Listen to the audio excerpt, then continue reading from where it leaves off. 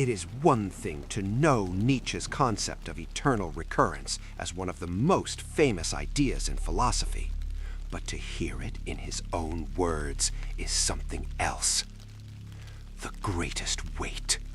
What if some day or night a demon were to steal after you into your loneliest loneliness and say to you,